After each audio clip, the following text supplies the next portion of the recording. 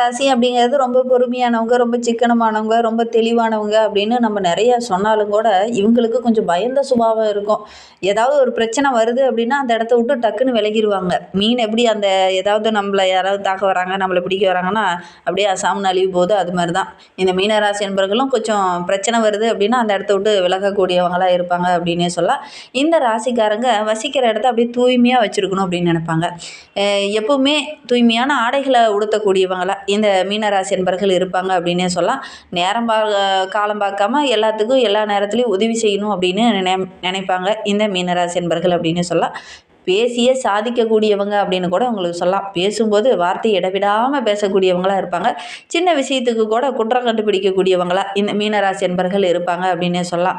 சமயம் பார்த்து ஒரு சில இடத்துல காலவாரியும் விட்டுருவாங்க இந்த மீனராசி என்பர்கள் அப்படின்னே சொல்லுவாங்க. அதனால தான் இவங்கள பெரும்பாலும் கொஞ்சம் நம்பிக்கை இல்லாதவங்க அப்படின்னு சொல்லுவாங்க. கொஞ்சம் ஒரு விஷயத்தில் முழுசாக நம்பி இவங்ககிட்ட ஒரு பொறுப்பு ஒப்படைச்சோம் அப்படின்னா கொஞ்சம் கரெக்டாக செயல்படுத்த மாட்டாங்க அப்படின்னு சொல்லுவாங்க. ஏன்னா நிறைய இடத்துல ஏமாறக்கூடிய ஒரு சுபாவம் இவங்களுக்கு அதிகமாக அமைந்துடும் அப்படின்னே சொல்லலாம்.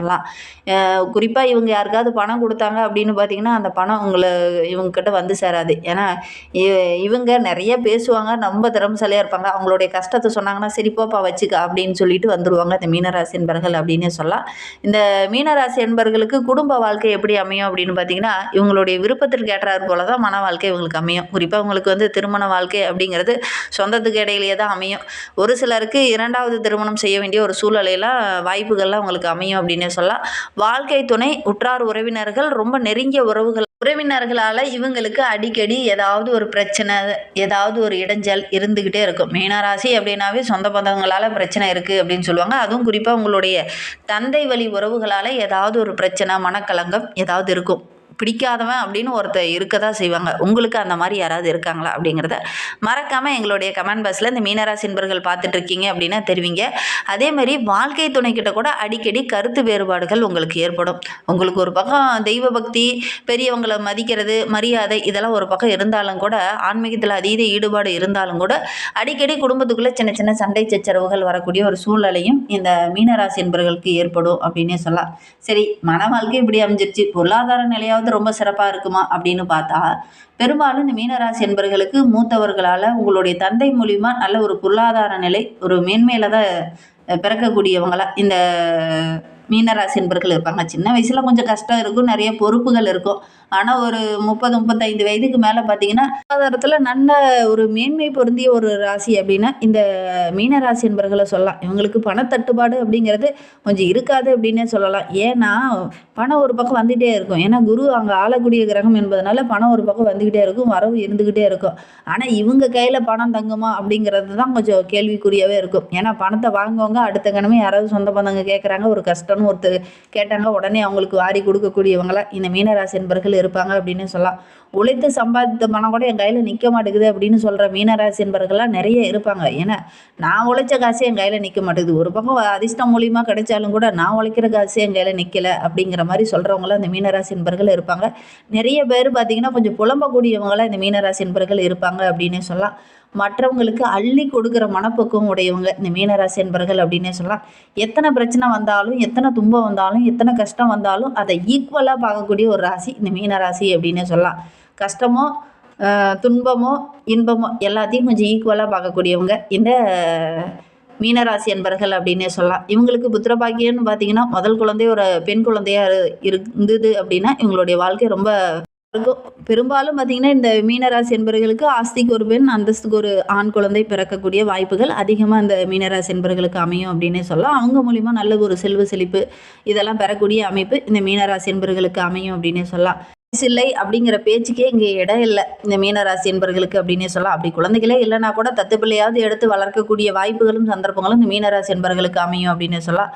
தொழில் பார்த்திங்கன்னா பெரும்பாலும் இந்த குறைவாக படிச்சிருந்தா கூட நல்ல ஒரு அரசாங்க உத்தியோகமே கிடைக்கக்கூடிய ஒரு யோகமுள்ள ராசி இந்த மீனராசி அப்படின்னு சொல்லலாம். வியாபாரம் செய்கிறது, வட்டிக்கு அடை நடத்துறது, அதே மாதிரி அரசு சம்மந்தமான விஷயங்கள்லாம் இவங்களுக்கு டக்கு டக்குன்னு வாய்ப்புகள் கிடைக்கும். அதை சார்ந்த தொழில் செஞ்சாங்க அப்படின்னா நல்ல ஒரு மேன்மை எதிர்பார்க்கலாம். பால், நெய், எண்ணெய் இந்த மாதிரி பால் சார்ந்த தொழிலும் இவங்களுக்கு அருமையாக அமையும் அப்படின்னு சொல்லலாம். எந்த தொழிலில் இவங்க ஈடுபட்டினாலும் அந்த தொழிலில் நல்ல ஒரு முதன்மை வகிக்கக்கூடியவங்களாக இந்த மீனராசி என்பர்கள் இருப்பாங்க அப்படின்னே சொல்லலாம். இவங்க வந்து நல்ல ஒரு சூடான சுவையான உணவு அருந்தக்கூடியவங்களா இந்த மீனராசி என்பர்கள் இருப்பாங்க.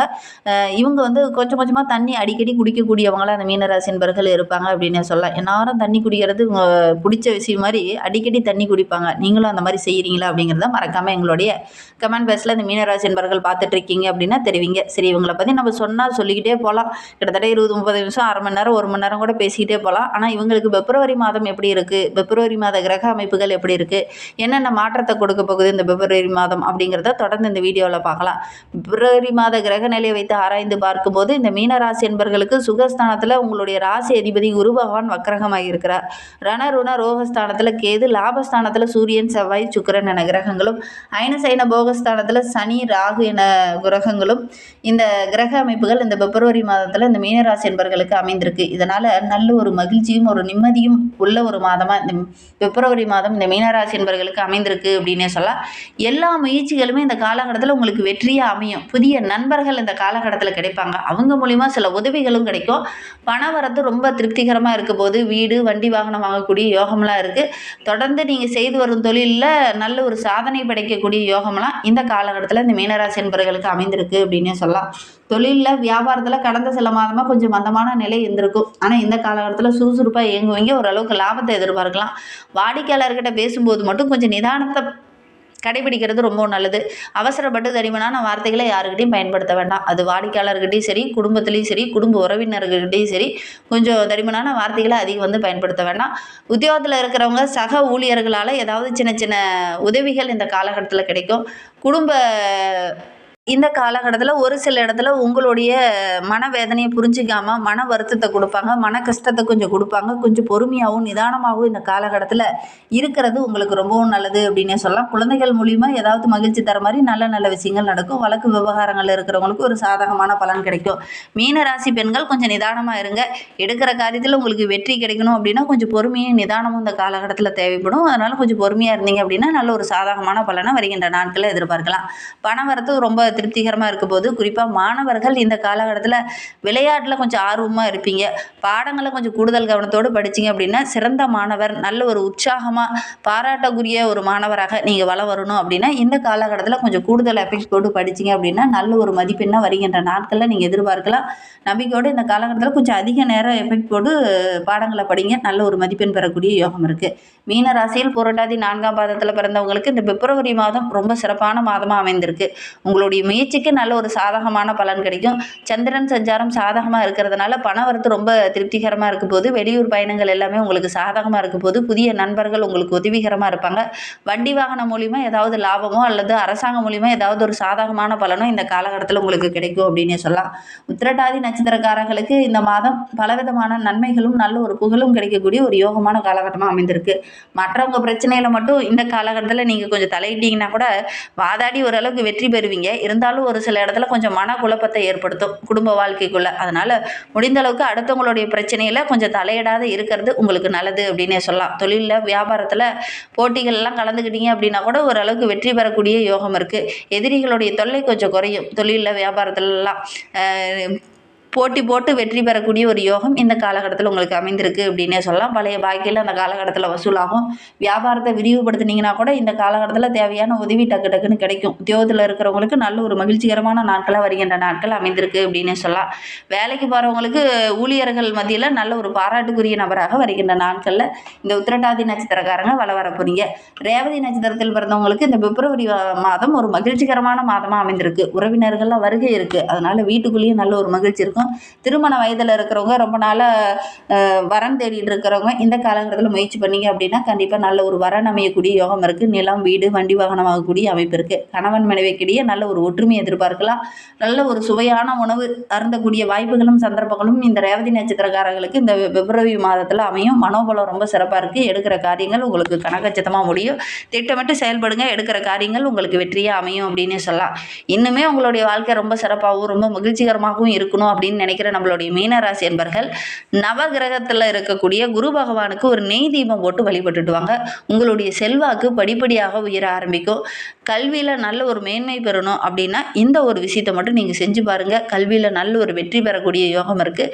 நவகிரகங்களில் உள்ள குரு பகவானுக்கு நெய் தீபம் போடுறது நல்ல ஒரு மாற்றத்தை கொடுக்கும். அதே மாதிரி விநாயகருக்கு ஞாயிற்றுக்கிழமையில் ஒரு தேங்காய் தீபம் போட்டு வழிபட்டு பாருங்கள். நல்ல ஒரு மேன்மையை எதிர்பார்க்கலாம். உங்ககிட்ட யாரெல்லாம் பேசுகிறாங்களோ அவங்களாம் வெண்மையாகவும் வெளிப்படையாகவும் பேசுவாங்க. யார் சூழ்ச்சிக்க பண்ணுறாங்களோ அவங்களாம் அறிய முடியும். நம்பிக்கையோடு அதை செஞ்சு பாருங்கள். இந்த மாதிரி பயனுள்ள தகவலை நீங்கள் தொடர்ந்து கேட்கணும் அப்படின்னு நினச்சிங்கன்னா நம்ம சேனலை சப்ஸ்கிரைப் பண்ணிவிட்டு கூடவே இருக்கிற பெல் ஐக்கானையும் கிளிக் பண்ணிக்கோங்க. உங்களுக்கு சந்திராஷ்டமம் February 8, 9, 10 கவனமாக இருங்க.